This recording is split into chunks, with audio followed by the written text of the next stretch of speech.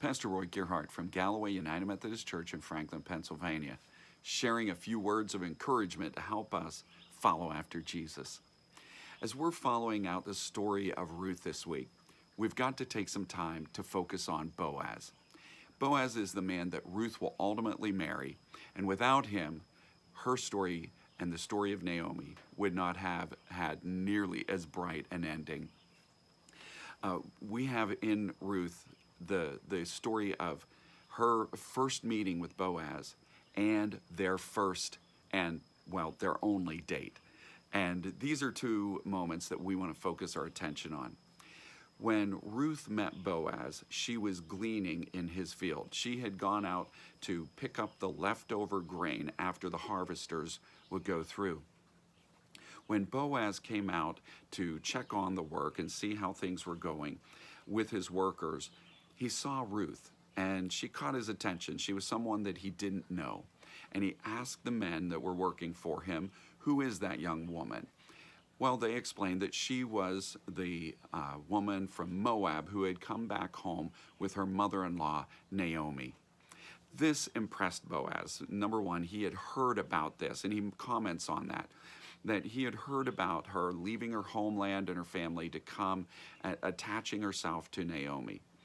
And then the men told him about how she had been working. She'd been there all day, working hard, had barely taken a break. And this too makes a great impression on Boaz. And so he called her over and he told her, "I don't want you to feel like you need to go and glean anywhere else. You just come here to my fields." He said, "You can follow along with the girls who work for me. You can drink out of the water jugs that are filled for my workers." He said, "I've told my men to look out for you and to not molest you in any way." And so he has thrown over her this covering of protection and care. Well, Ruth is taken aback. She bowed down to the ground. She bowed down on her face, a cultural practice of being able to say, "I respect you. I honor you. I'm impressed by you." And she said to Boaz, "Why are you doing this? What have I done to deserve any of these special privileges? I'm just a foreigner here amongst you." And Boaz told her, "It's because I've heard about you and what you've done for Naomi, leaving your homeland, your family, all of that to attach yourself to her and take care of her." And so he offers her this kind of privilege. You know, it reminds me of some advice that I received from an older man in the church when I was a teenager or maybe a very young man. He was talking to me about his wife. And this is a couple that are still married to this day, very beautiful family. And he was talking about his wife one day and what a great person she was, how much he appreciated her and how much she meant to him. And in the course of this, he said to me, "You know, there are other women who are more attractive outwardly than his wife. That you could find lots of pretty and attractive women in the world, and that wouldn't be hard to do."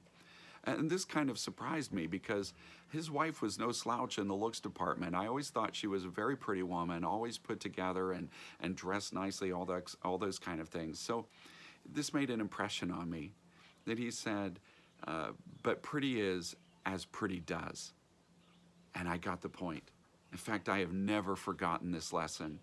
That he was saying to me, it's not just the outward appearance of his wife that is what attracts him to her and what has sustained that love and affection. It is her character, her hard work, her dedication. It's those acts of love that have really cemented the bond between them. The pretty is as pretty does was something that Boaz would have said of Ruth, that whatever outwardly she appeared as, however she might have been attractive as a young woman, he was really drawn to her character, the good, ethical manner in which she cared for her mother-in-law and worked hard. That made a great impression on him. And it's a wonderful lesson to you and me, that these are the attributes that will outlast our outward beauty. This is the kind of thing that will maintain our relationship. are those good acts of character, of compassion, and of love lived out on a day-to-day basis. Well, may God bless you today. And as you share this good news, may God make you a blessing wherever He takes you.